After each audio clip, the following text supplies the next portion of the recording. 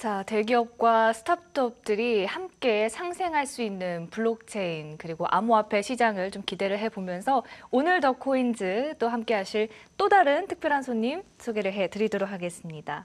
자, 오늘은요 GBIC의 이신혜 파트너와 함께 하도록 하겠습니다. 어서 오세요. 네, 안녕하세요. 네, 안녕하세요. 네. 시청자분들께서 아마 깜짝 놀라셨을 거예요. 너무 아름다운 분이 나와 계셔서 자, GBIC의 이신혜 파트너.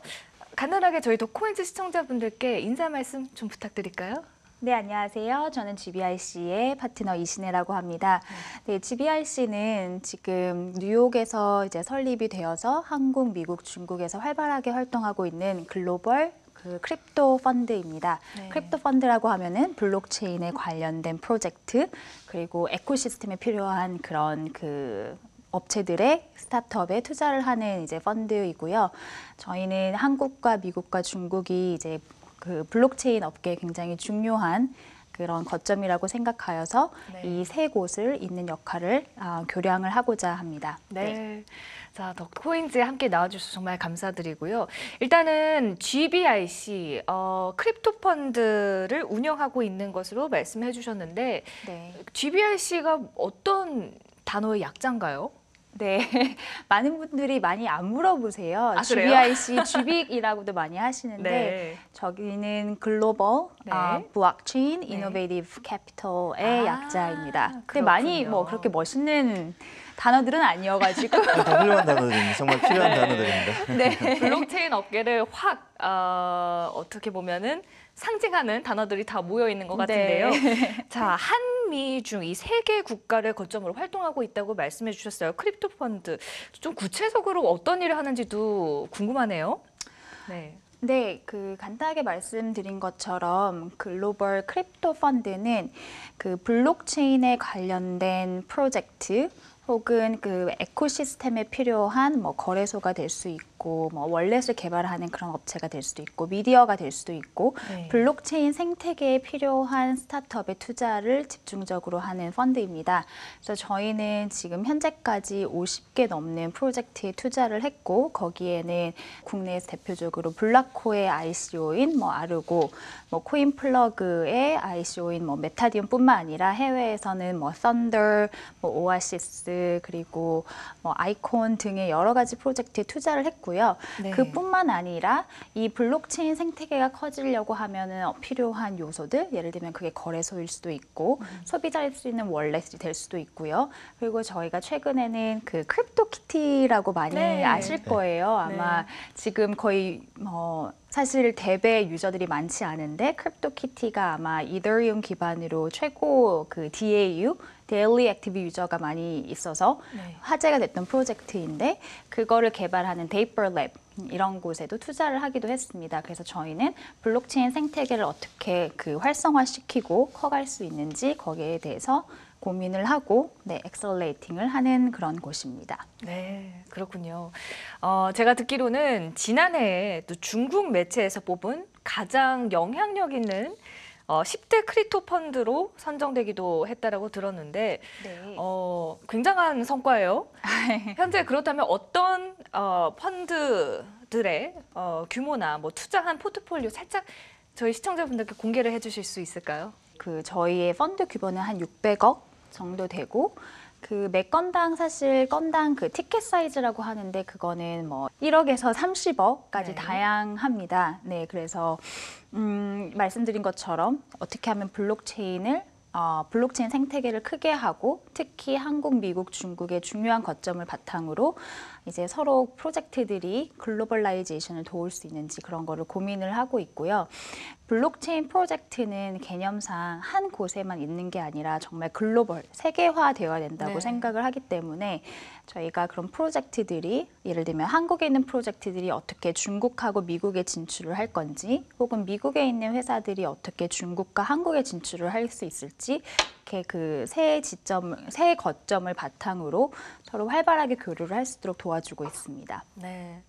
구태현 대표님, 이 GBIC 이신혜 파트너님 보니까 네네. 한국에서 만나뵀던 스타트업 대표님들과는 또 어떤 느낌이 어떤가요? 저 투자자는 당연히 스타트업 생태계의 중요한 구성 요소라고 할 수 있습니다. 생태계를 이끌 수 있는 선순환의 가장 축인데요. 지금 말씀을 들어보니까 네. 게다가 이제 글로벌하게 블록체인에서 가장 영향력 있는 세 나라, 우리 한국도 당당히 들어있는데 네. 그 세 나라를 연결시켜주면서 스타트업들이 글로벌화하는 데 도와주고 있다는 그런 말씀하니까 단순한 투자자를 넘어서 거의 엑셀러레이터 맞습니다. 역할을 하고 계신 것 같고요.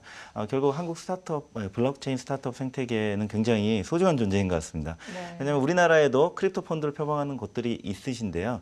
결국 글로벌 거점이 굉장히 부족한 상황이거든요. 이제 국내에서 출발하다 보니까 네. GBIC 활동을 보면 이제 굉장히 많은 참고가 될 수 있을 것 같고요.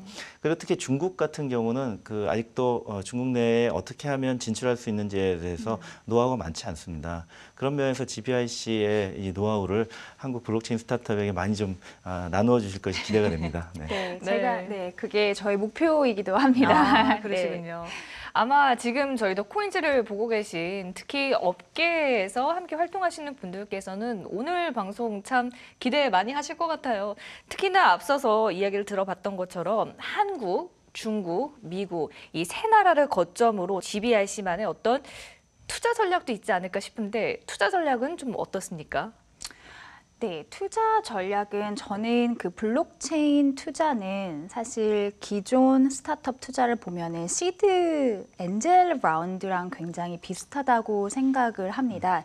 이제 그 이유 중에 하나는 우선 최소 기능 제품이 없는 상태에서 백서에 써져 있는 어떻게 보면 팀의 비전 그리고 팀의 구성원들의 능력을 믿고 투자를 하는 이제 경우가 굉장히 많이 있고 기존의 스타트업에서도 사실은 엔젤 투자자들은 너가 무엇을 하든 괜찮으니 내 돈을 받아서 스타트업을 운영해봐라 이런 경우를 이제 많이 듣잖아요. 네. 저는 블록체인의 투자도 사실은 굉장히 기존의 엔젤 라운드와 비슷하다라고 생각을 합니다.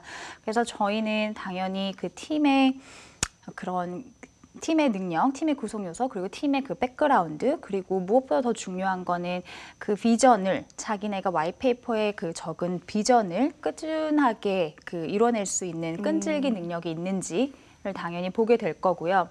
그리고 두 번째로는 사실은 Y 블록체인이 되게 중요한 요소인 것도 같습니다. 이제 왜 블록체인이 블록체인이 필요하냐. 네. 아하, 네. 그 중간 매개체를 없고 분산화를 한다는 게 사실은 다 좋은 거는 아니거든요. 근데 워낙 2018년, 특히 2017년에는 블록체인, ICO라는 얘기만 들으면 펀딩이 굉장히 쉬웠기 때문에 많은 업체들이 너도 나도 네, 블록체인을 한다라고 하긴 했는데 정말 이 블록체인을 통해서 이루어낼 수 있는 이득이 있는지 조금 더 명확한 업체들에게 투자를 아무래도 하게 되는 것 같습니다. 네. 그리고 최근에는 또 투자 트렌드도 많이 바뀌고 있어요. 예전에는 한 번 펀드레이징을 하는 경우가 많았는데 지금은 점점 라운드가 생기고 있고 그 라운드가 생기고 있다는 거는 내가 이런 마일스톤이 있기 때문에 이 마일스톤을 어치브하면 성취를 하면 이 마일스톤을 네. 성취를 하면 네. 이 정도의 밸류에이션을 받고 투자를 받고 그 다음 단계의 마일스톤을 성취를 하면 또 다음 넥스트 라운드를 받겠다. 네. 그리고 또 하나의 또 트렌드는 예전에는 토큰만 받았는데 요즘에는 에쿼티 네. 를 많이 이제 투자를 하게 됩니다. 그래서 에쿼티를 투자를 하고 그 회사가 TGE, 그러니까 토큰 제너레이션 이벤트, 토큰을 발행하는 이벤트가 생기면 거기에 해당하는 토큰을 받는 경우도 생기고 있어서 크게 트렌드로는 에쿼티에 대한 투자, 그리고 에쿼티의 투자가 가능해지면서 라운드별로 그러니까 마일스톤을 성취했을 때마다 밸류에이션이 달라지고 높아지고 높아져서 거기에 맞는 아하. 평가를 바탕으로 투자를 받는 것들도 블록체인 업계에서 많이 지금 보이고 있는 트렌드라고 생각을 합니다. 네, 지금 네. 우리 파트너님 말씀 듣다 보니까 정말 좀 궁금한 게 많은데 왜냐하면 지금까지 한국의 이제 블록체인 생태계를 주로 보다 보니까 국내에서의 어떤 돌아가는 이야기나 논리에 대해서는 굉장히 익숙했는데 글로벌 시각에서 말씀을 하시다 보니까 그중에 한 가지만 좀 듣고 싶은 거는 네.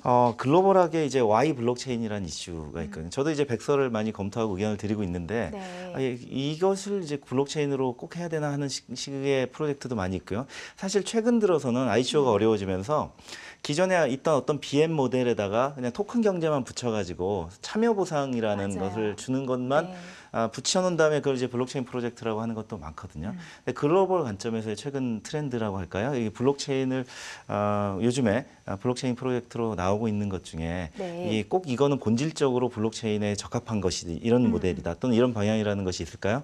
그러면 시청자들이나 또는 이 프로젝트 준비하는 분들에게도 굉장히 도움이 많이 될 것 같습니다. 네, 사실 글로벌 트렌드라고 보기에는 사실 너무 이제 다양한 그 방향에서 나오고 있는데 그 2017년에는 아무래도 메인넷 그러니까 레이어 1이라고 하죠. 그 블록체인 개발하는 업체들이 많이 나왔고 거기가 이제 투자를 많이 받았습니다. 그래서 대표적으로 뭐 디피니티 이런 곳들이 정말 많은 투자 금액을 받았는데 최근에 투자자들도 고민을 하는 게 그러면 어떻게 하면은 블록체인이 상용화가 가능할지, 매스 어답션이 어떻게 하면 가능할지. 그래서 이제 점점 트렌드가 바뀌고 있는 게 레이어 2. 그러니까 예를 들면 블록체인 간의 상호 호환성, interoperability라고 하는 그런 거에 대해서 관심이 많이 생기고 있고, dEPS.